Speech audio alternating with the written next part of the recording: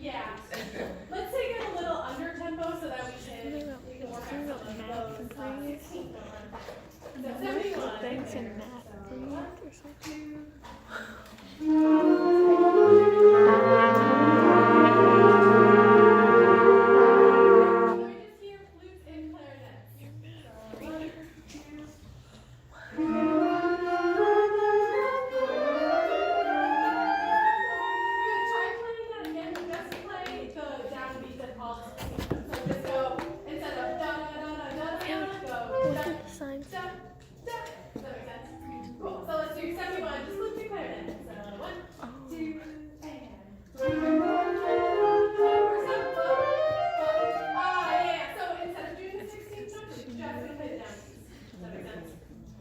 So instead of going 1 together, 2 together, just 1, 2, 3.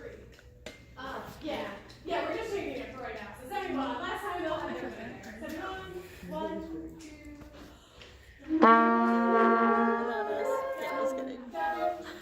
Good. Now add all the rest of it up there. And then, sorry guys. 71. Yeah. 2.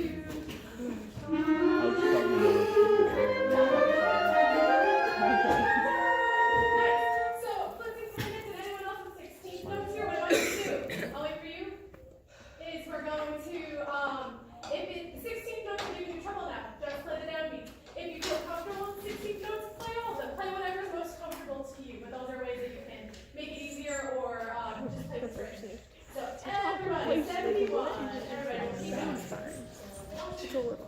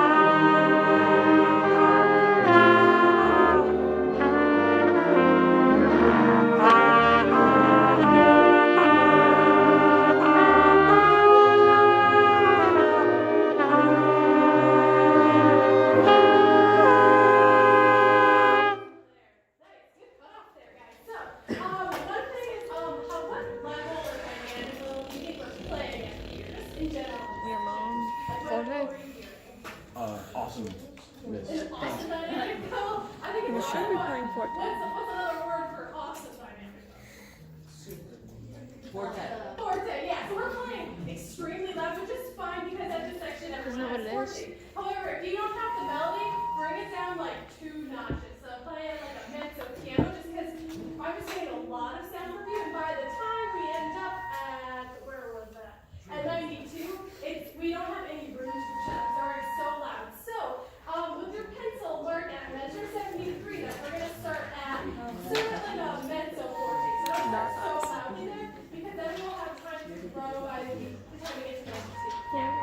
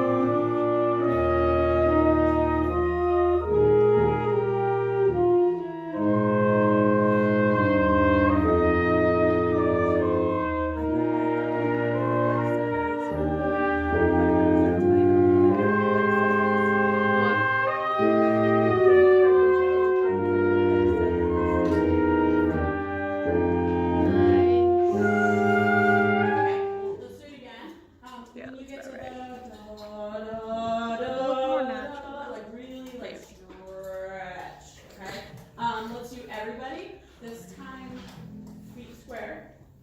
And I want you to close your eyes.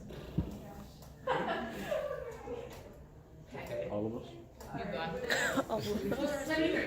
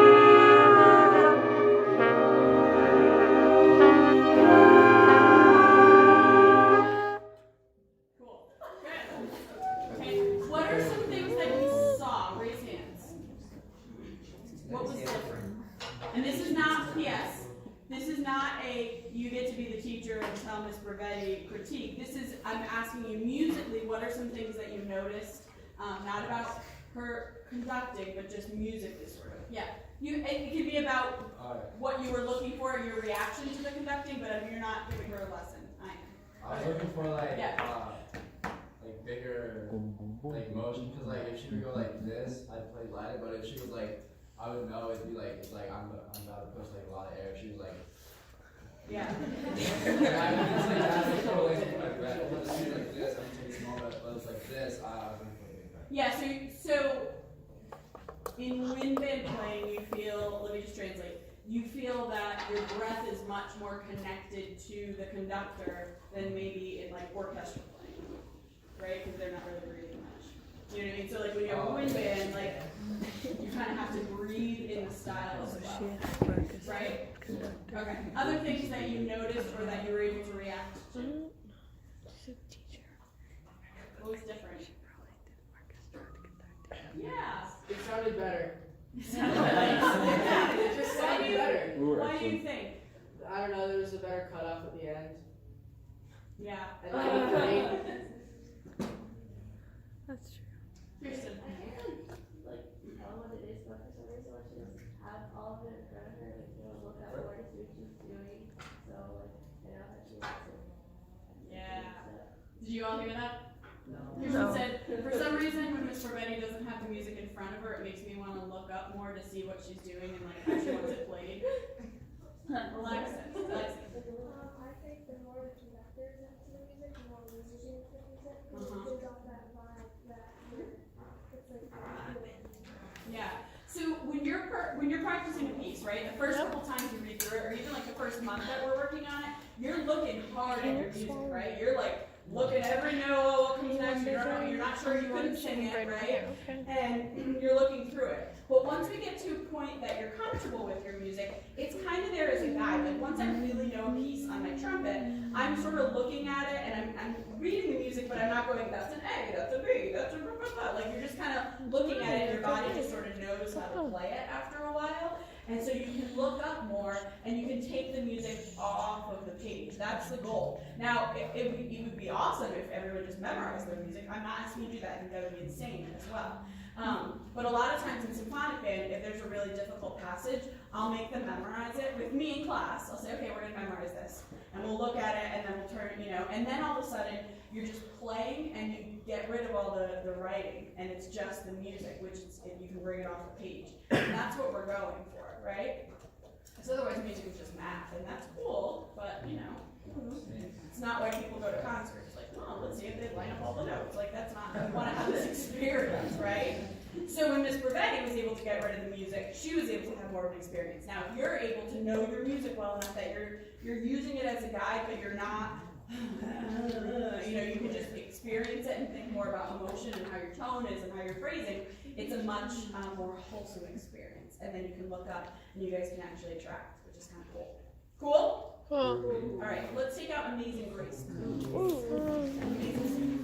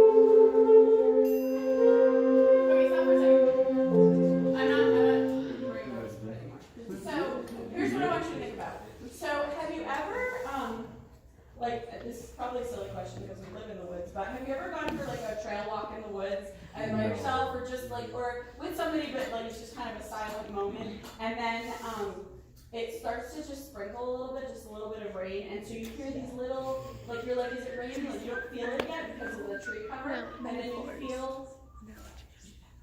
you hear these little like drops, and then maybe you look and maybe there's water next to you, and you look and you can just see these little droplets.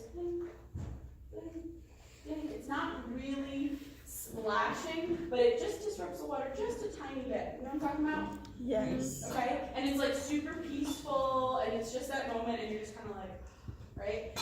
That's what we're going for at the beginning. What you're giving me is, it's like, oh, like when you're walking through the woods and it's peaceful, and then you trip over like a branch.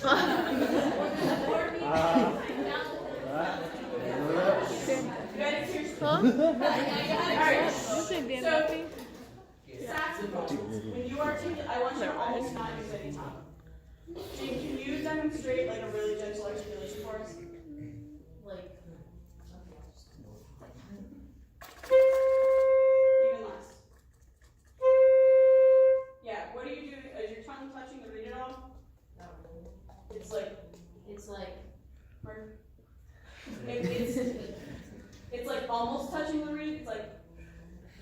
It's like grazing the reed, but not really touching it. Not glazing, that's weird. But grazing. I love donuts. Alright, let's just try that first note. Saxes. Just the first note, and I just want to go as gentle as you can. Here we go. Ready? Ooh, it was wicked out of tune once everybody came in with the articulation. It was fabulous. Like, the tuning made me want to like stab my ear out a little bit. But the articulation was like heaven sent. So it was like a weird thing for me. Like, She stabbed her ear try it now out. in tune. Yeah.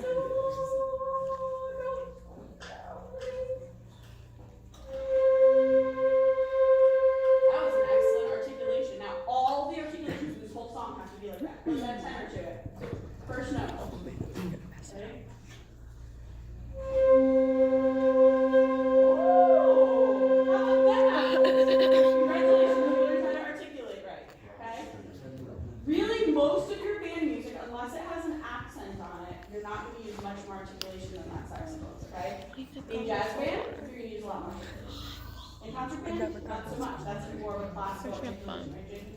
How many hours? Jaden studies with Mr. Jackson, who, if you, saxes of any type, so does format, if you have, and Brian does too, if any of you have an interest in taking private lessons, you have to pay for them. But Mr. Jackson teaches privately, and he is a brilliant teacher. Sometimes, like, I could go close my office door and do work or something, like, while I'm after school if I don't have any kids I'm working with. But sometimes I just leave the door open and just listen because I love hearing him teach. He's like super patient, really patient, and an amazing saxophonist. But how many hours have you worked on articulations? Like, a lot, right?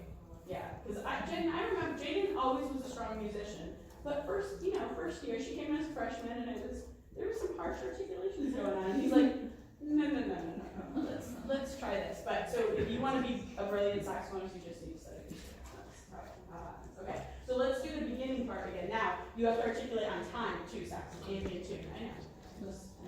Here we go. From the beginning. All y'all, at the beginning. Go for life.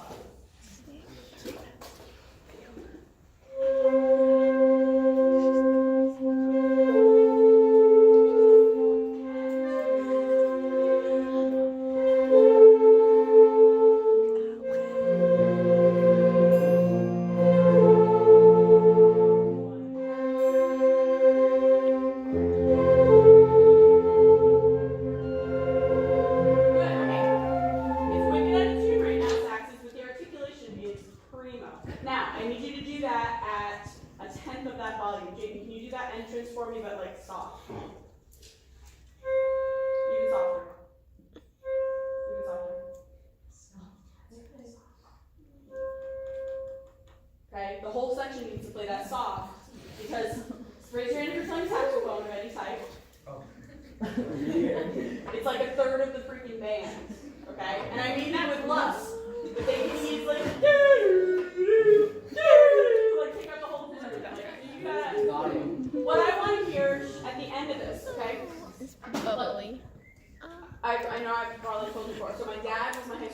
director. Yes, I've told you that. Oh, really? I didn't know I didn't tell you that? that. No. Okay, so band directing has been in my life for a long time. Grew up in Wallingford. Identical twin sister. True story. Not just making that up. She also is a high school band director at NFA. I tell students when they're choosing between this school and other schools that they can have the generic brand, but understand that it's not the same in this case. She's the generic brand. But I'm a little bit, no, she's fantastic. She makes me look shy. Swear to God. When you meet her, you'll be like, oh my God, Mrs. Churchill is shy compared to you. Just understand. Or if you go to NFA for any sports, the athletic complex is near the music building, and so you'll walk down the hall. The bathroom closest to the field is in the music hallway. So you walk down the hall and you'll hear them and you'll get really freaked out. It happens to everyone at least once. It's very funny. Anywho, so we grew up with music. My dad was my high school band director. He might come in at some point. He comes and works with the jazz band once or twice a year. He's amazing. So, but my point is that my parents are the type of parents that come to everything. Like, they still come to all my concerts. They're like the surrogate parents. So, like, if your parents can't make it to a concert, and can you go let my mom in?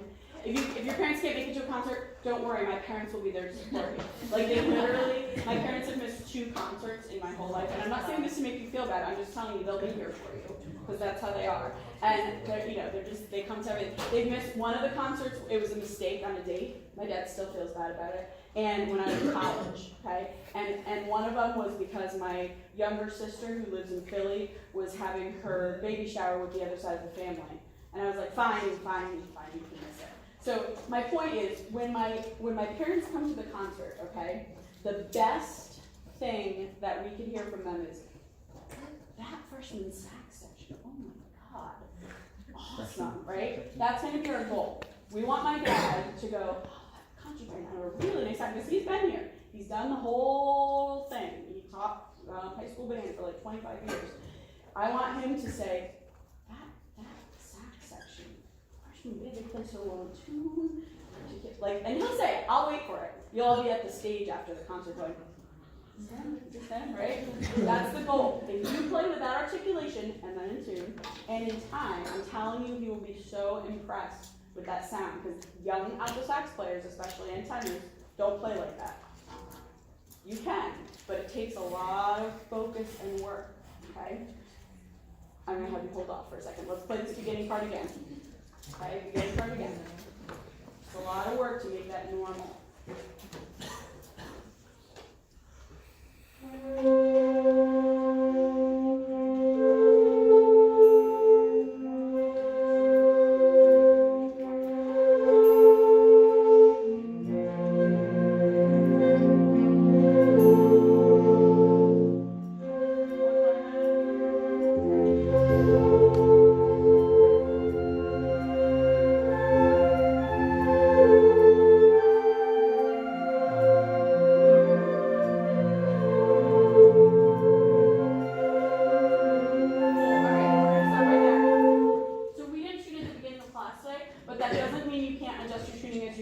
If you are playing and you're like, wow, I sound wrong compared to everybody else, and I'm pressing down the same keys, adjust your intonation. Try pushing in, try pulling out until it's right. The other thing is you can always download a free tuner on your iPad and just double check it before rehearsal. Okay? Hey, we're making some great progress. I will see you on Monday if